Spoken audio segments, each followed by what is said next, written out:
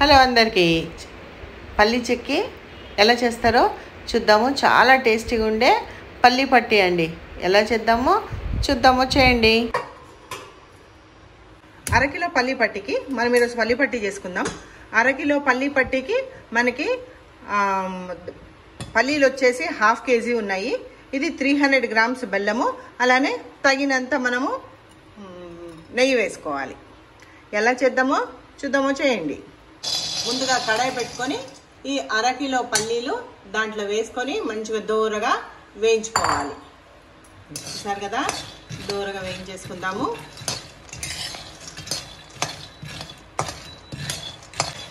గమనికండి, మనము మీడియం ఫ్లేమ్లోనే పల్లీలు వేయించుకోవాలి. ఫ్లేమ్ ఎక్కువ పెట్టకూడదు. తక్కువ ఫ్లేమ్లో మనం మీడియం ఫ్లేమ్లో పల్లీలు మంచిగా అన్నీ కలిసేటట్టు వేయించుకుందాం. మంచిగా చూసారు కదా, దూరగా వేయాలి. మంచిగా అన్ని సైడ్లు పప్పు మంచిగా వేయాలి. మంచిగా చూసారు కదా, ఈ విధంగా ఫ్రై అవ్వాలి.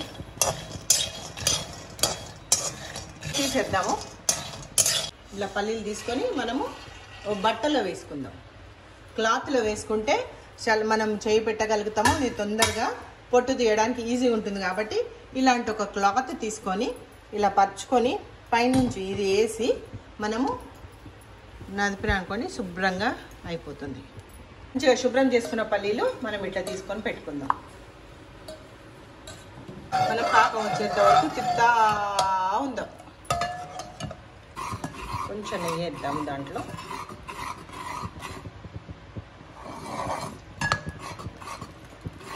చాలు, కొంచెం వేనండి, ఎక్కువ వేయకూడదు నెయ్యి.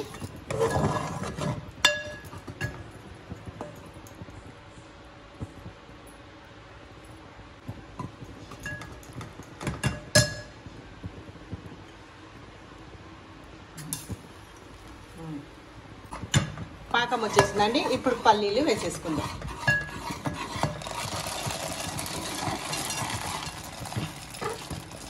వేసేనా?